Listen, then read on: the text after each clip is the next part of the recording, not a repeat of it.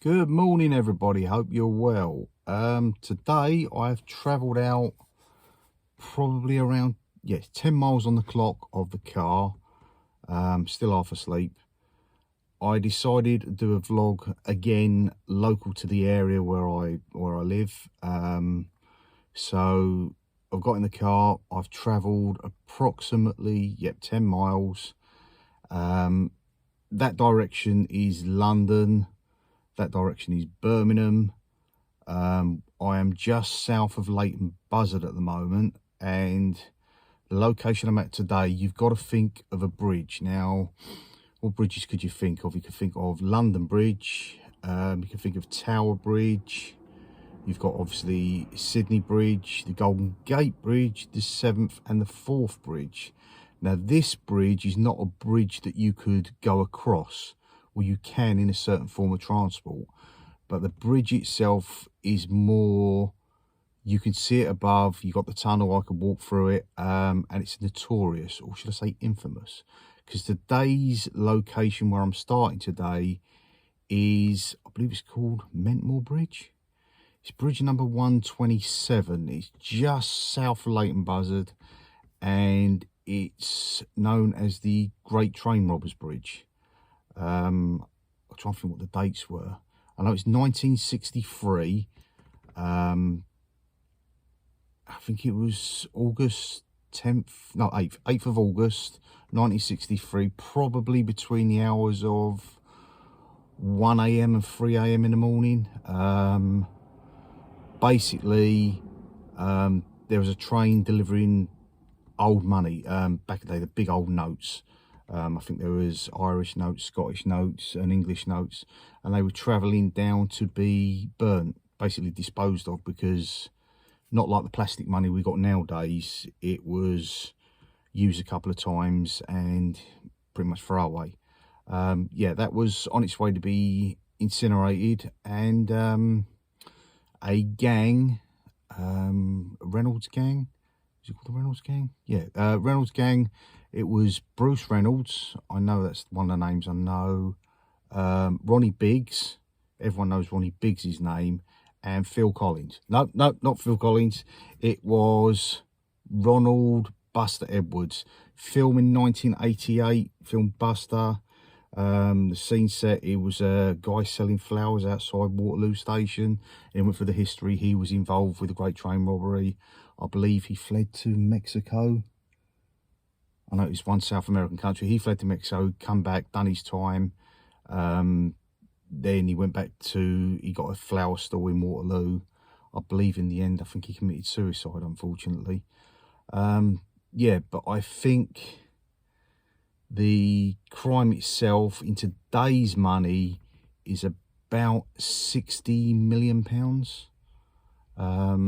It's also about 2.5 million. It's a couple of years back it was about 55 million, so it's probably about 60 million now. The crime itself, bit of, what we call it, a romantic crime. The crime, it would have been perfect, would have been absolutely perfect if they would have not had a go at the guardsman. I think his name was Mills. They hit him with an iron bar, and I think he succumbed to it a few years later. And unfortunately he died. So if it wasn't for that, if no one was hurt, it would have been what I would describe as the perfect crime. Money that was going to be disintegrated, basically burnt, and if no one would have got hurt, obviously another train could have come along, crashed into the back of it, but at that time of the morning, that long ago, unlikely. So it's just the fact that they attacked the guardsman or driver, who it was, with an iron bar. Otherwise it would have been, it would have been it's like a romantic crime. The crime with no real, I'm trying to think the word of it. Oh, it doesn't matter anyway. But I would have loved to have seen them get away with it if it wasn't for the fact that it comes a bit of thuggery with it. Quite enjoyable thinking about the history of what's on your doorstep. I've driven past this many times over the years. And yeah, this is 10 miles from my home. People could come just visit. There's nothing here. I'll show you in a second what's here, but there's literally nothing here. People drive past, a car drive past me, and that's the first car that's been here in about 10-15 minutes. They're all going past at the back, but no one comes through here. It's worthwhile looking if you're into your history. People would present this a lot better if they are history buffs or crime buffs, etc. I'm just someone who's starting out in YouTube, and just sort of, because there's not a hell of a lot of money. You work for a living, you ain't got a hell of a lot of money to do things. Rachel's working at the weekend, this weekend. Otherwise we would have gone somewhere and I would have vlogged from there. So I just thought, well, I'll stick close to home. What can I do? And I think it's a learning curve to try and sort of get some information, get myself some confidence up as I'm doing this. I'm still looking up there when I should be looking down there. Sorry about that. But there you go. Anyhow, I'll show you some pictures of the bridge, and then I'll move on and talk a bit more about some other garbage, basically. Okay, see you soon, guys.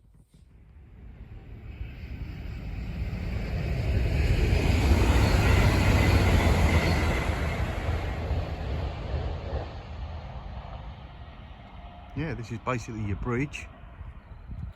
It's a little sign indicating the events of what happened. There's not a lot to it really. It's just a bridge. The cars would have parked probably around here, maybe the other side because there's other vehicles there. But yeah, there's not a great to it really, but a great deal to it. I believe Leatherslave Farm is through that side and the other side of Buckingham, and that would be, I don't know, maybe 6-7 miles, maybe even more. I haven't really looked into that. It's just that this is the location, the scene of where it happened. So with that in retrospect, it's all I was really interested with today, and it's just a bridge that people go past. If you look for the bridge, it says it quite clearly. It said Mentmore Bridge, known as the Great Train Robbers Bridge, bridge number 127. And yeah, I think it was maybe this slip road here. It's a gate now shut. I think they might have used the access up here to get along the top, but I said I don't know much about it. I just knew it was in the area. I thought it'd be interesting to show people. So there you go. Right, we move on. Back again, guys. Right, I've ditched the car. Well, I haven't ditched it, I've parked it back home and decided to walk. Yeah, I'm just gonna walk down to Bletchley. I thought there might be an old way to cut through via what is this place, the Blue Lagoon. Haven't tried it for years, well, probably a couple of decades. But I just sort of thought, well, let's go out, walk and talk. Maybe share a few stories even, tell you a bit about me, always important. And yeah, come join us. That certainly looks cold and I ain't going in, that's for sure. Blue Lagoon, probably around 60 feet in the depth in the middle.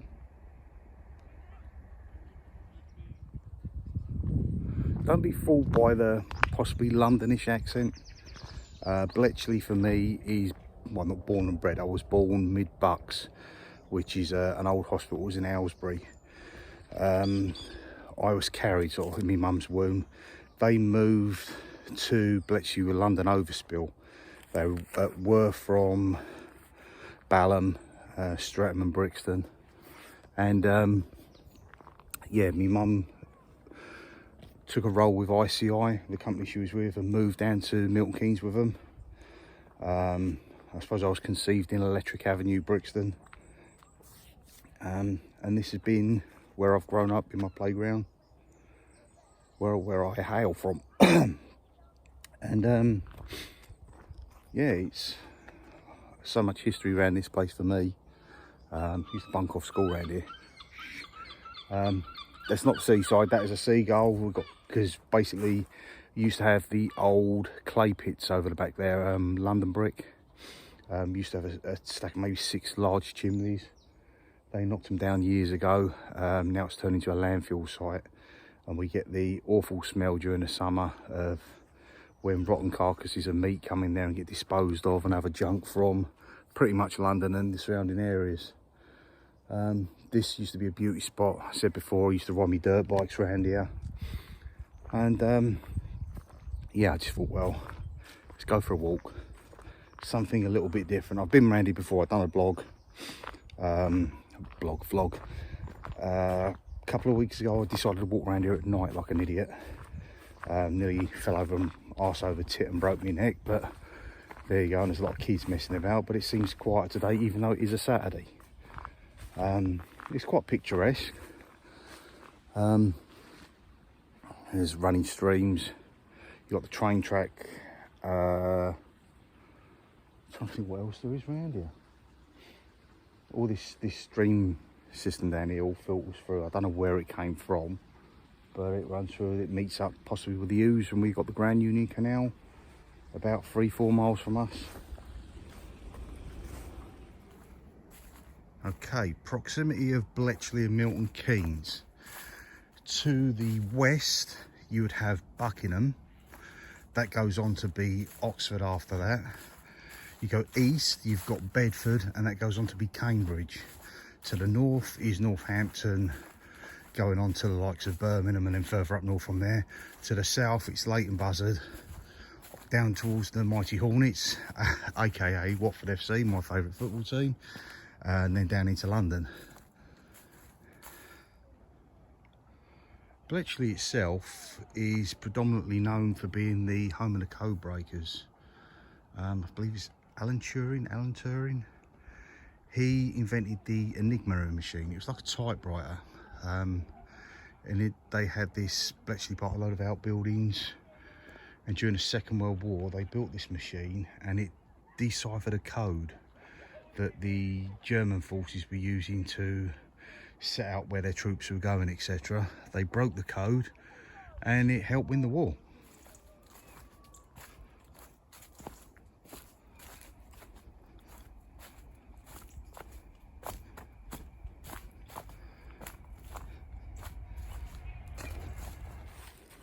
If you go to the northwest of Milton Keynes, you've got the Silverstone circuit.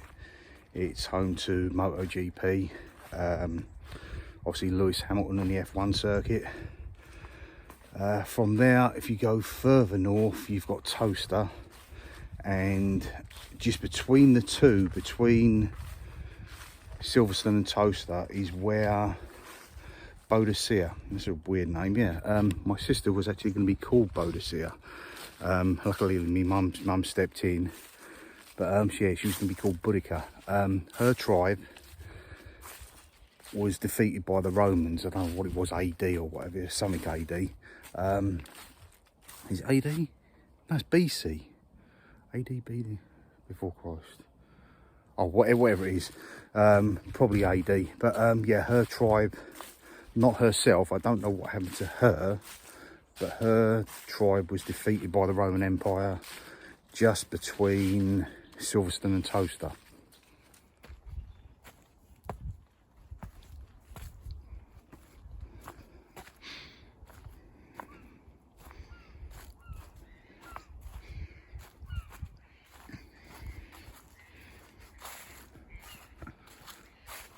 Also to the north of Milton Keynes, you have Wolverton and Stony Stratford. Interesting story about Stony Stratford. I don't believe it's an old wives' tale. I don't think it's all myth and legends and whatever. But if anyone turns around and tells you it's BS, it's probably the normal term of what people would say to you. Back in the olden days, it would say, oh, you're telling a cock and bull story. Now, Stony Stratford, as far as I'm aware, is famed for where the cock and bull story comes from. Basically, you had two inns at the time, I suppose they're pubs, and what they would do, the locals set up this thing. They would go backwards and forwards between the two, and they would come up with elaborate stories. I don't know what the stories were, but they would get more and more elaborate as time went on. and they were known as a cock and ball story, and that's where the legend comes from. Wolverton Works is basically a load of large outbuildings, like hangar sort of size shape. Come from a bygone era. It was where the likes of Robert Louis Stevenson would have had his logos, like the rocket would have gone through there, and it was a holding place for the sort of yesterday locomotives. To the north east of Milton Keynes, you might think it's a bit strange, but it's sort of something in retrospect goes hand in hand with James Bond. Newport Pagnell is home to Aston Martin, or was. I think they've gone back since, and they're now creating vehicles again, but the famous DB series, I think that was DB5, DB7, DB9, they all come from the Aston Martin works on, I can't remember it, it's not Tilbury, I can't remember, it begins with T, but there's a street there in Newport Pagnell. It's famous, it's got a museum there, and that's where they hand built them. This isn't mass manufacturers, it's sort of panel beaters making the panels, etc. And that's how your old cars used to be made, and there's some real classics that have come from there. A famous company still resides in Milton Keynes, stroke Bletchley as I will call it, because that's where it would have originated from.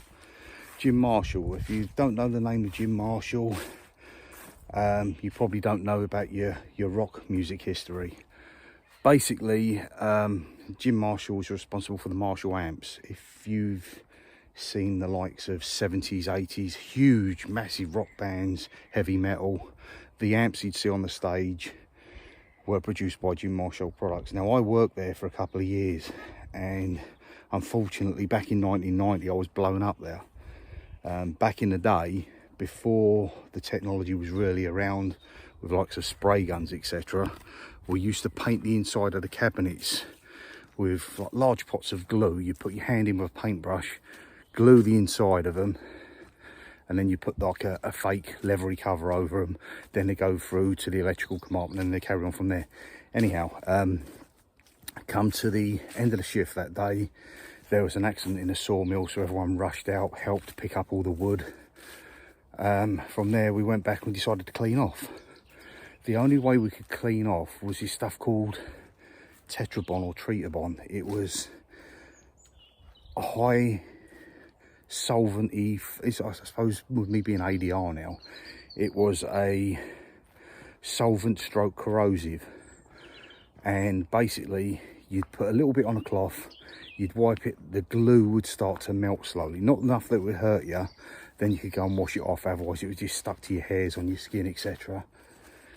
And there was 3 or 4 of us doing it this one day, and someone decided to walk in the room and light up a fag. So hence, with the fumes, the room exploded. I got blown backwards and run through the building like a Roman candle on fire, only to be pounced on with a fire blanket and put out. I lost all the hair off my head, basically. It's never grown back properly since. I've got a few scars from it. Lost the hairs, my nostril, my eyebrows, since they've grown back, but the stench was awful. And I remember being in hospital, my parents were there, and he sort of come out the ward, and one of the other guys involved who had the flash burn, same as I did, he sort of pointed at me, "Look at you!" And I thought, oh no, what sort of state am I in? I could feel my skin hanging off my face and off my arm, and then over time it sort of welted up. I had these big awful blisters on my arm, and you used to go backwards and forwards to the hospital. And one day I'm sitting there in the hospital, sloshing my arm backwards and forwards, this great big ball of a sort of fluid in an abscess sort of type thing, and it decided to split up one end, and it sort of poured out, and it stank. It was worse than the smell of like a mix of feces and sick. Yeah, good old days. They then from there they proceeded to peel off the skin on my arm like a rubber glove. Gave me this cream. It took about 9 months to heal properly. Yeah, it was an unlucky spell I had. I got blown up. Basically, I was working for a company. I had a road bike accident, fell off me motorcycle, got dragged down the road. It pinned the throttle, dragged down the road, round a roundabout, because there was oil on the inside of a roundabout. That hit a curb, threw me up in the air. The bike bounced 2 or 3 times. Bear in mind, the bike was only about a month old at the time.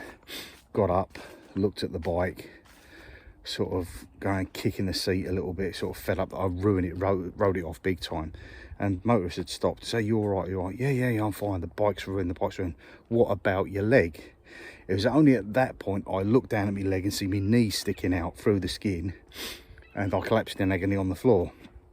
Now, one thing they'll tell you at a hospital is that when they give you gas, laughing gas, it's to ease the pain. It doesn't ease the pain one little bit. I wanted to scream the place down while they were scrubbing out my leg with brushes, getting bits of tar that had gone into the wound and what have you. And it's only the laughing gas that sort of stopped me from screaming and basically being in absolute agony. After that, I thought, okay, I never really had any trouble with racing motocross. So I got a newish, it's only a couple of weeks old, RM250 slingshot. This was 1989.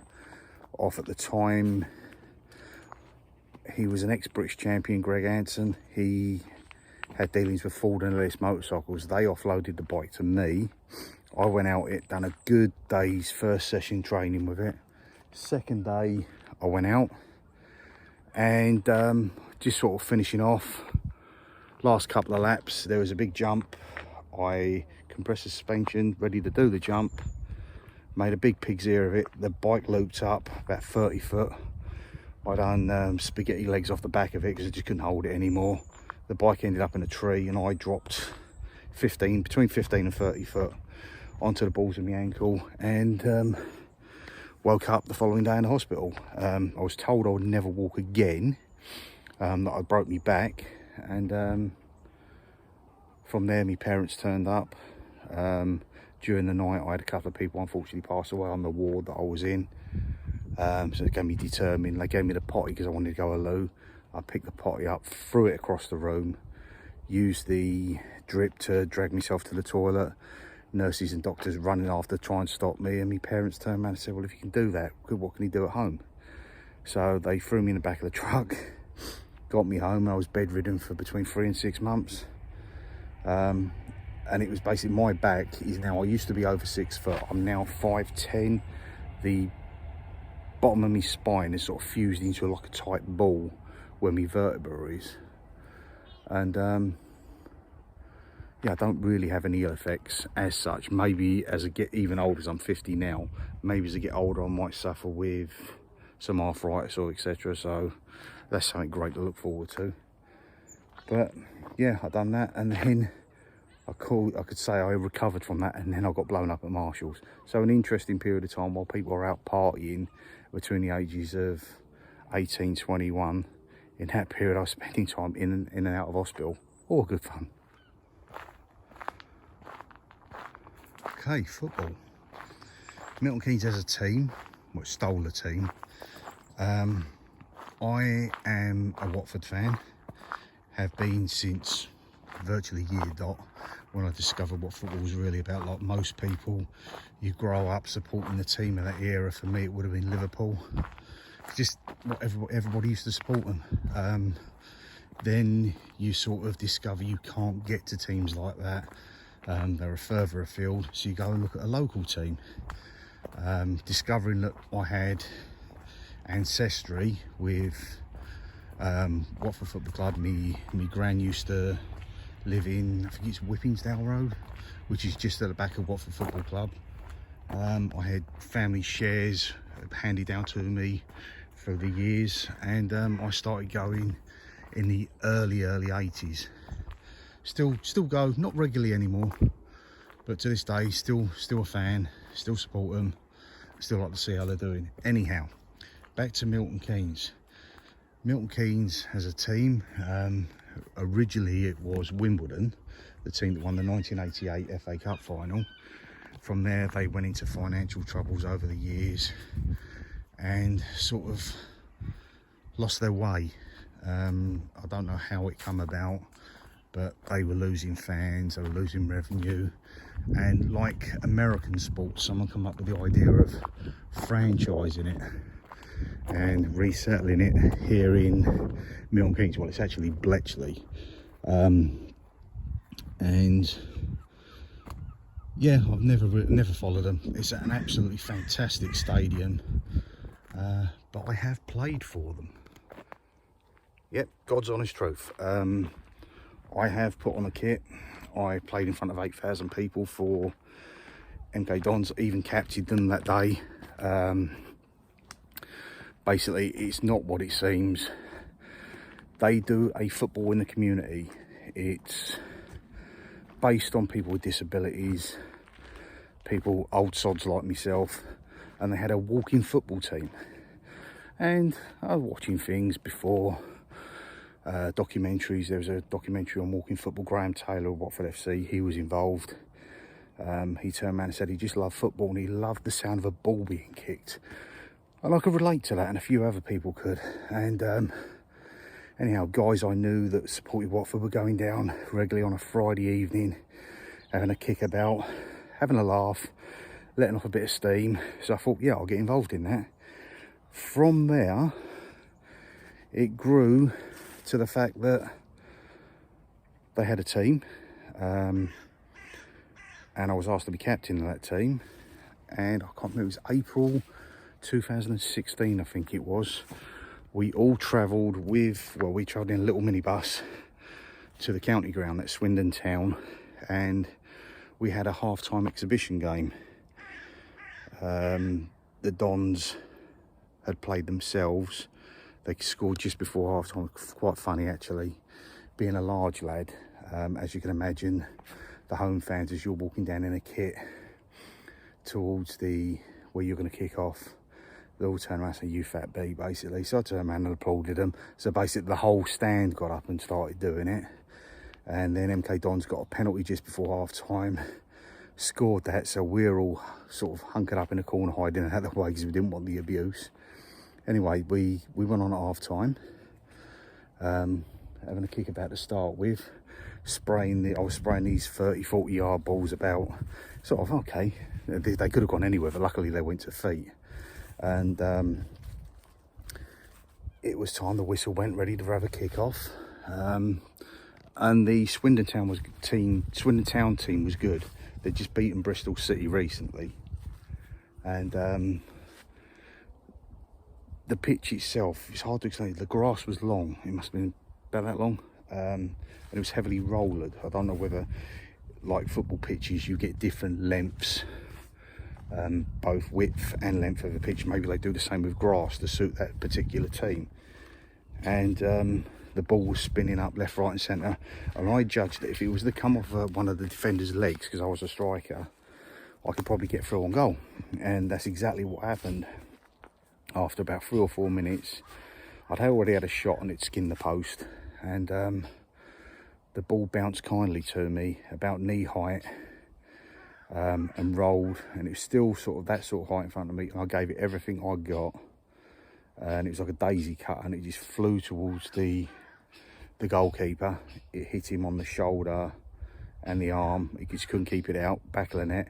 MK Dons fans in the corner all jumping up. I sort of didn't know what to do, pretty embarrassed really, so I just saluted them. I should have made a bigger thing of it at the time. And from that moment they got their act together, and we was under the cosh for the rest of the game. Guy I loved the bits and used to work with, Mark, he was their goalkeeper. He had the sprinkler, poor sod had the sprinkler basically up his backside for the whole game. Was there water in the pitch, and he was under the cosh, and he kept everything out, all apart from one shot with a couple of minutes left to go. We ended up getting a 1-1 draw.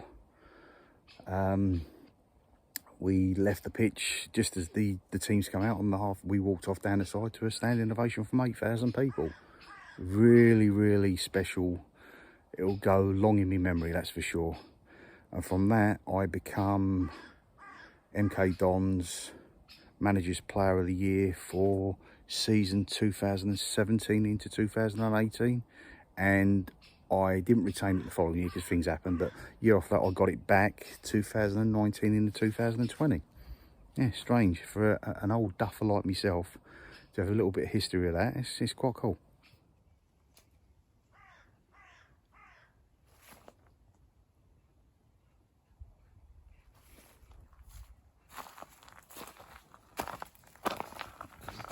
Wait, no.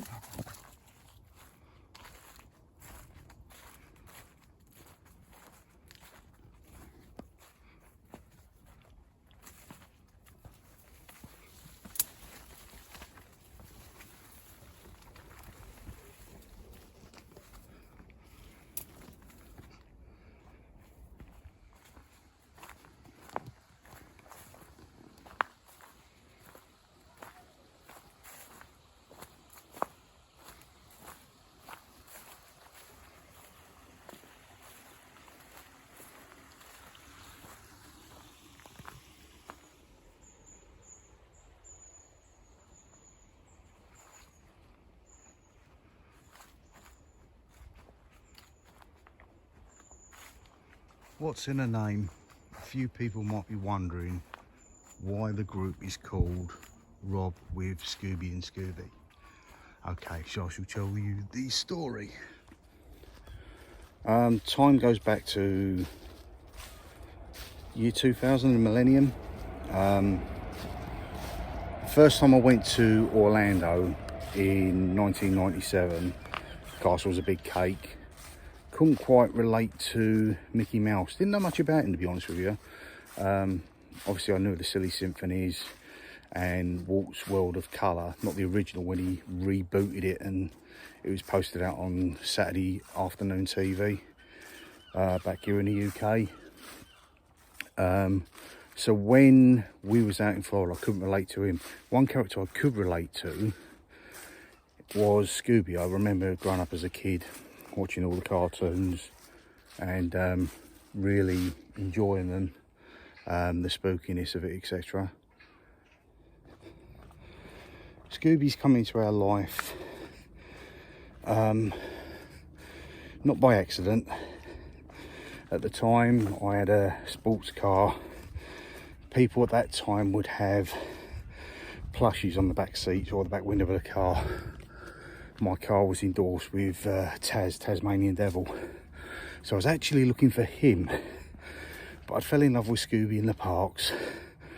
And after the Hanna-Barbera ride at Universal Studios and having breakfast with him later on in the holiday, my wife Rach decided to get me Scooby as a gift to go home with. From then a collection grew, and around the time of the millennium, Boots the Chemist here in the UK is a huge store. They had these, you could either get a hot water bottle or mugs, etc. I don't think there was a Scooby film out at the time, but they just seemed to have that genre of things about. They had backpacks, so we decided to get this one Scooby backpack, and it was great for carrying stuff about. We could put our phones in it, the old Nokia 3310s, wallet, etc. So you didn't have to carry everything. I was small at the time, I could have him on my back. He went to Buckingham Palace, he went on little trips with us here, there and everywhere. And what we done is we took him to California, to the original Disneyland and Hollywood for Universal Studios, SeaWorld in San Diego, and it worked well for us.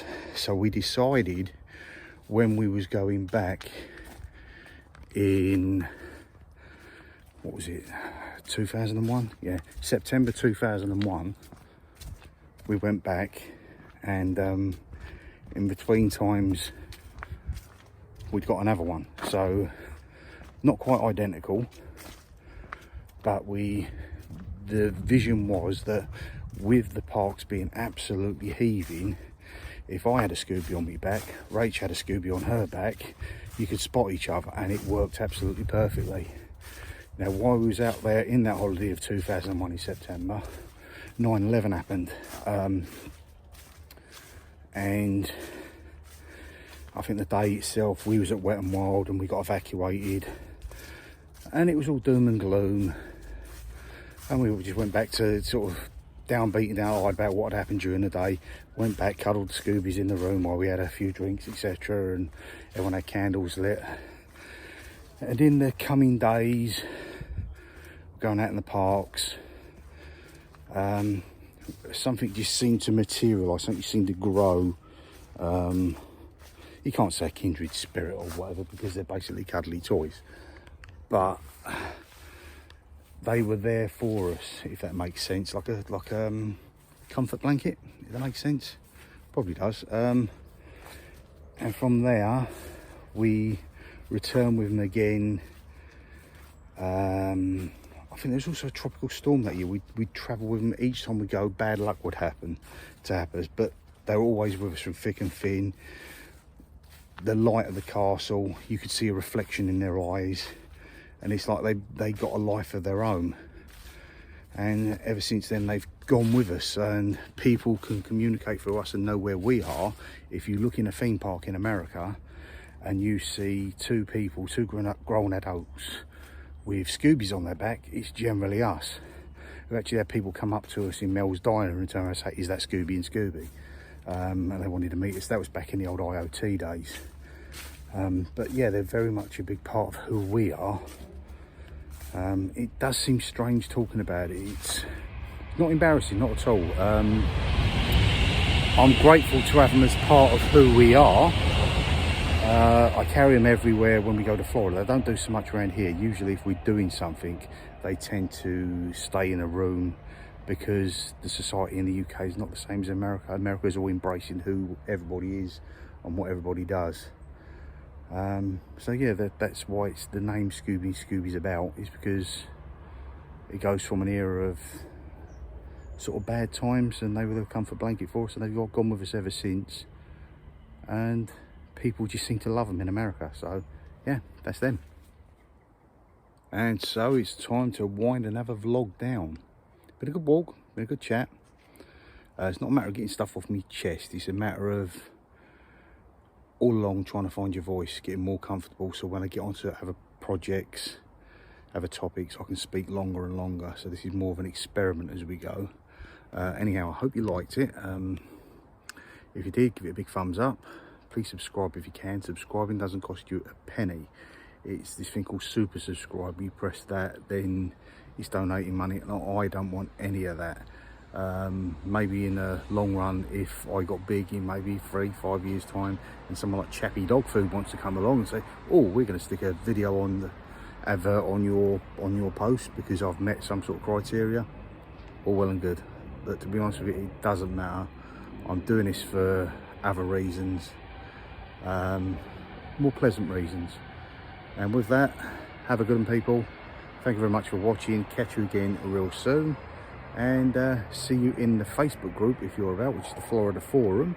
If not, catch you on here next time. See you later, guys. Bye.